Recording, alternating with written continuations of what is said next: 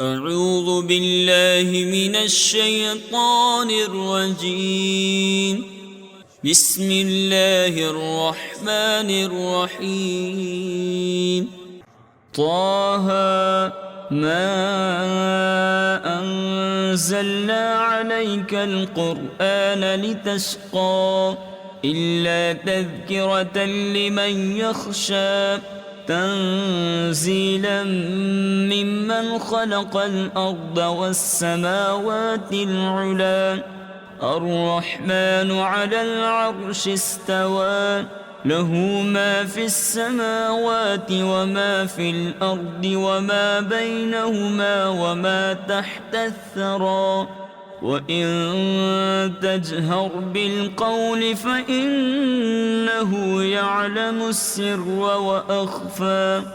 الله لا إله إلا هو له الأسماء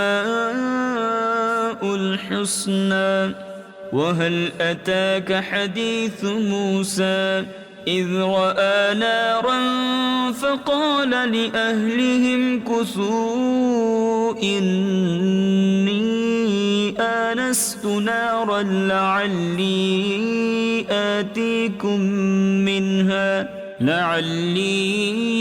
آتيكم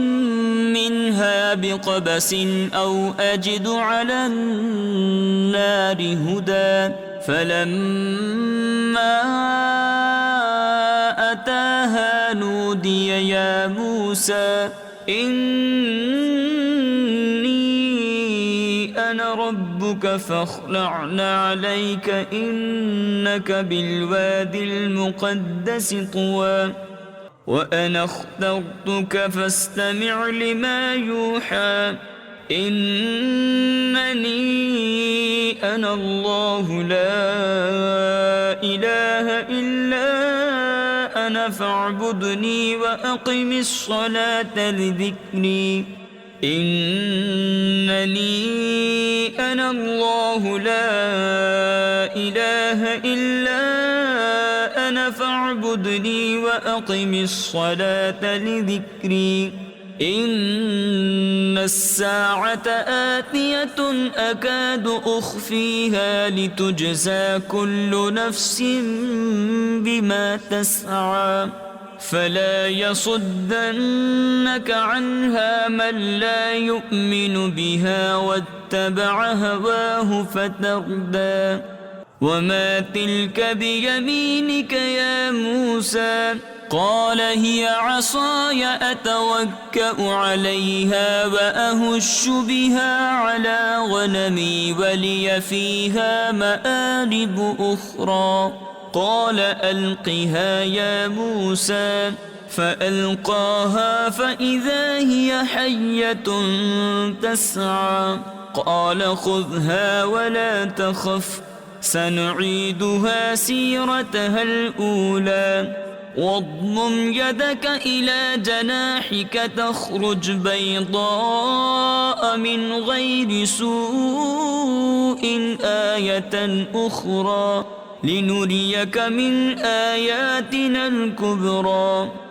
اذهب إلى فرعون إنه طغى قال رب اشرح لي صدري ويسر لي أمري واحلل عقدة من لساني يفقه قولي واجعل لي وزيرا من أهلي هارون أخي اشدد به أزري وأشركه في أمري كي نسبحك كثيرا ونذكرك كثيرا إنك كنت بنا بصيرا قال قد أوتيت سؤلك يا موسى ولقد مننا عليك مرة أخرى إذ أوحينا إلى أمك ما يوحى أن اقذفيه في التابوت التابوت فاقذفيه في اليم فليلقه اليم بالساحل يأخذه عدو لي وعدو له وألقيت عليك محبة مني ولتصنع على عيني إذ تمشي أختك فتقول هل أدلكم على من يكفله فرجعناك إلى أمك كي تقر عينها ولا تحزن وقتلت نفسا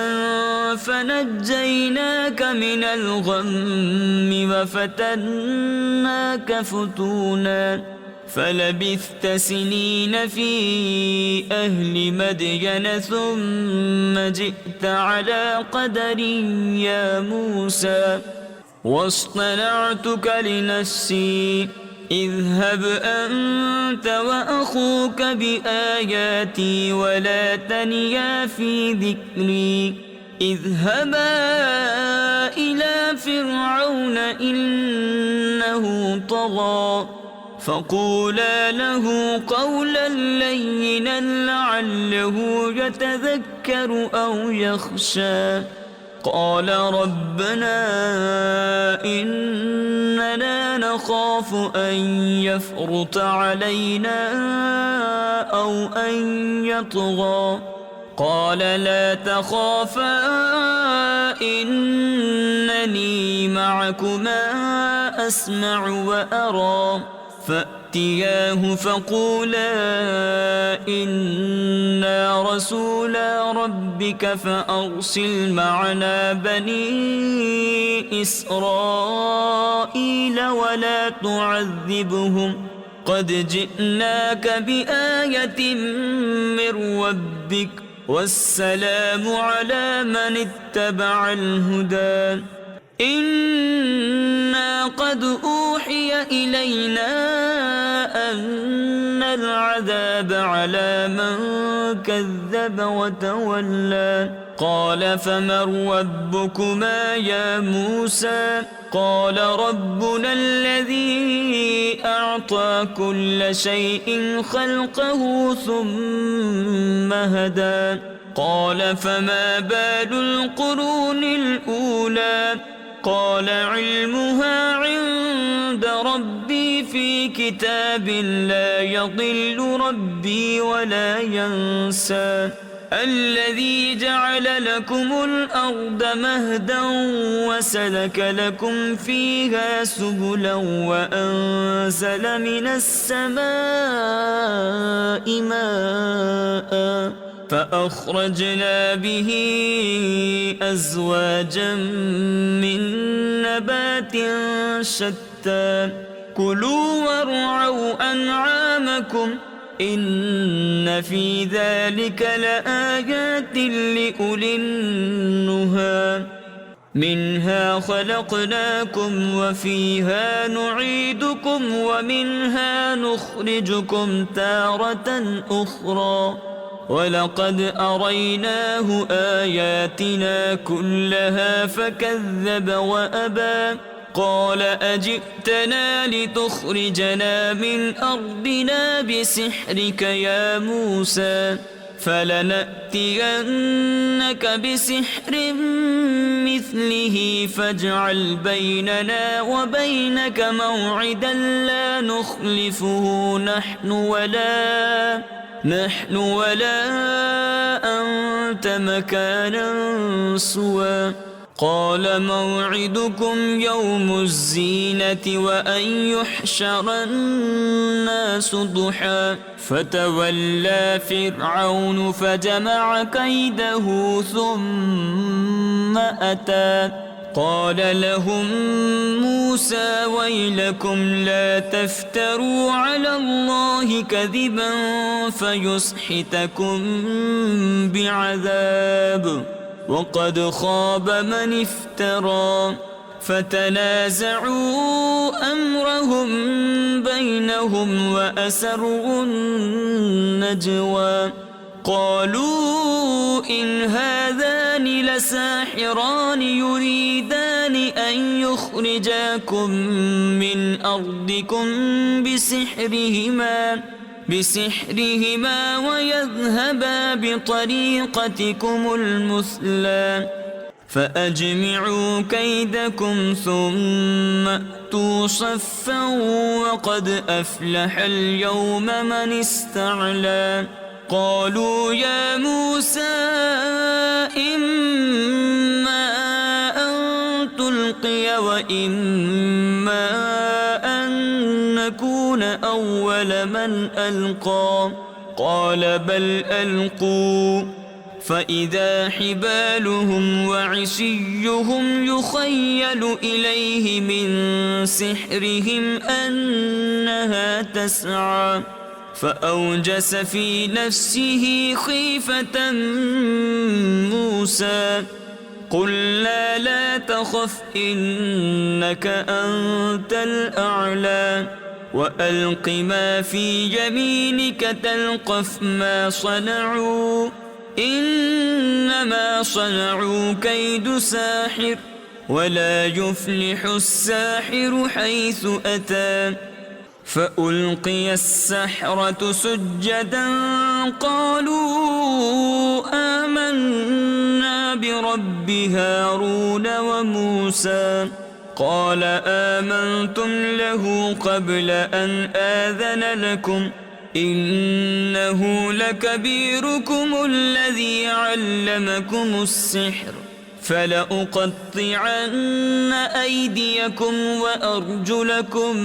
من خلاف ولأصلبنكم في جذوع النخل ولتعلمن أينا أشد عذابا وأبقى قالوا لن نؤثرك على ما جاءنا من البينات والذي فطرنا فاقض ما أنت قاض إنما تقضي هذه الحياة الدنيا إنا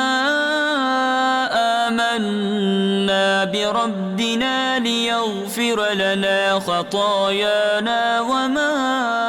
أكرهتنا عليه من السحر والله خير وأبقى إنه من يأت ربه مجرما فإن له جهنم لا يموت فيها ولا يحيا ومن يأته مؤمنا قد عمل الصالحات فأولئك لهم الدرجات العلى جنات عدن تجري من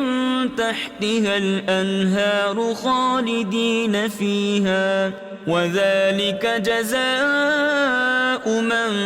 تزكى ولقد أوحينا إلى موسى أن أسر بعبادي فاضرب لهم طريقا في البحر يبسا لا تخاف دركا ولا تخشى فأتبعهم فرعون بجنوده فغشيهم من اليم ما غشيهم وأضل فرعون قومه وما هدى يا بني إسرائيل قد أنجيناكم من عدوكم وواعدناكم جانب الطور الأيمن ونزلنا عليكم المن والسلوى كلوا من طيبات ما رزقناكم ولا تطغوا فيه فيحل عليكم غضبي ومن يحلل عليه غضبي فقد هوى وإني لغفار لمن تاب وآمن وعمل صالحا ثم اهتدى وما أعجلك عن قومك يا موسى قال هم أولئك على أثري وعجلت إليك رب لترضى قال فإنا قد فتنا قومك من بعدك وأضلهم السامري فرجع موسى إلى قومه غضبان أسفا قال يا قوم ألم يعدكم ربكم وعدا حسنا أفطال عليكم العهد أم أردتم أن يحل عليكم غضب من ربكم فأخلفتم موعدي قالوا ما أخلفنا موعدك بملكنا ولكننا حملنا أوزارا من زينة القوم فقذفناها فكذلك ألقى السامري فأخرج لهم عجلا جسدا له خوار فقالوا هذا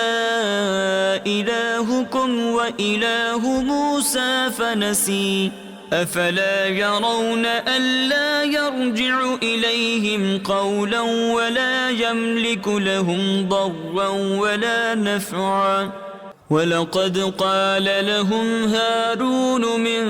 قبل يا قوم إنما فتنتم به وإن ربكم الرحمن فاتبعوني وأطيعوا أمري قالوا لن نبرح عليه عاكفين حتى يرجع إلينا موسى قال يا هارون ما منعك إذ رأيتهم ضلوا ألا تتبعني أفعصيت أمري قال يا ابن أم لا تأخذ بلحيتي ولا برأسي إني خشيت أن تقول فرقت بين بني إسرائيل ولم ترقب قولي قال فما خطبك يا سامري قال بصرت بما لم يبصروا به فقبضت قبضة من أثر الرسول فنبذتها وكذلك سولت لي نفسي قال فاذهب فإن لك في الحياة أن تقول لا مساس وإن لك موعدا لن تخلفه وانظر إلى إلهك الذي ظلت عليه عاكفا لنحرقنه ثم لننسفنه في اليم نسفا إنما إلهكم الله الذي لا إله إلا هو وسع كل شيء علما كذلك نقص عليك من أنباء ما قد سبق وقد آتيناك من لدنا ذكرا من أعرض عنه فإنه يحمل يوم القيامة وزرا خالدين فيه وساء لهم يوم القيامة حملا يوم ينفخ في الصور ونحشر المجرمين يومئذ زرقا يتخافتون بينهم إن لبثتم إلا عشرا نحن أعلم بما يقولون إذ يقول أمثلهم طريقة إن لبثتم إلا يوما ويسألونك عن الجبال فقل ينسفها ربي نسفا فيذرها قاعا صفصفا لا ترى فيها عوجا ولا أمتا يومئذ يتبعون الداعي لا عوج له وخشعت الأصوات للرحمن فلا تسمع إلا همسا يومئذ لا تنفع الشفاعة إلا من أذن له الرحمن ورضي له قولا يعلم ما بين أيديهم وما خلفهم ولا يحيطون به علما وعنت الوجوه للحي القيوم وقد خاب من حمل ظلما ومن يعمل من الصالحات وهو مؤمن فلا يخاف ظلما ولا هضما وكذلك أنزلناه قرآنا عربيا وصرفنا فيه من الوعيد لعلهم يتقون أو يحدث لهم ذكرا فتعالى الله الملك الحق ولا تعجل بالقرآن من قبل أن يقضى إليك وحيه وقل رب زدني علما ولقد عهدنا إلى آدم من قبل فنسي ولم نجد له عزما وإذ قلنا للملائكة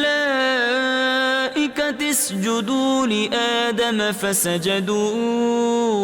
إلا إبليس أبى فقلنا يا آدم إن هذا عدو لك ولزوجك فلا يخرجنكما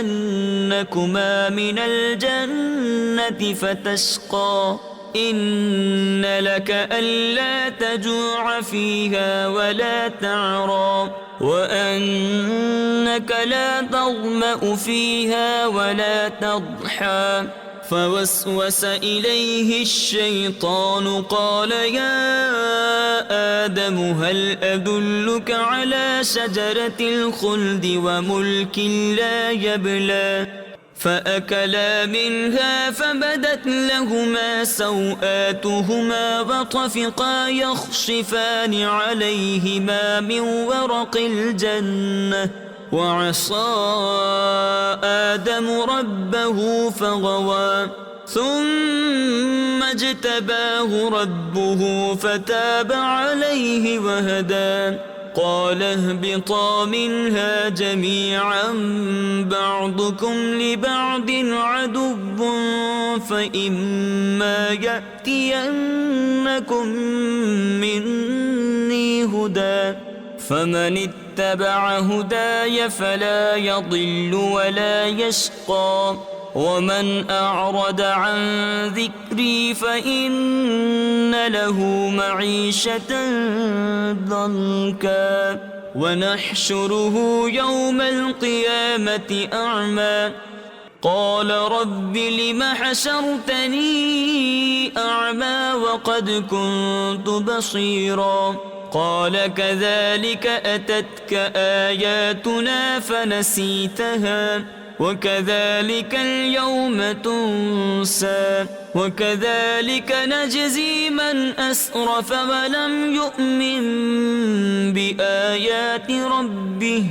ولعذاب الآخرة أشد وأبقى أفلم يهد لهم كم أهلكنا قبلهم من القرون يمشون في مساكنهم إن في ذلك لآيات لأولي النهى ولولا كلمة سبقت من ربك لكان لزاما وأجل مسمى فاصبر على ما يقولون وسبح بحمد ربك قبل طلوع الشمس وقبل غروبها ومن آلاء الليل فسبح وأطراف النهار لعلك ترضى ولا تمدن عينيك إلى ما متعنا به أزواجا منهم زهرة الحياة الدنيا لنفتنهم فيه ورزق ربك خير وأبقى وأمر أهلك بالصلاة واصطبر عليها لا نسألك رزقا نحن نرزقك والعاقبة للتقوى وقالوا لولا يأتينا بآية من ربه أولم تأتهم بينة ما في الصحف الأولى ولو أنا أهلكناهم بعذاب من قبله لقالوا ربنا لولا أرسلت إلينا رسولا فنتبع آياتك من قبل أن نذل ونخزى قل كل متربص فتربصوا فستعلمون من أصحاب الصراط السوي ومن اهتدى صدق الله العظيم.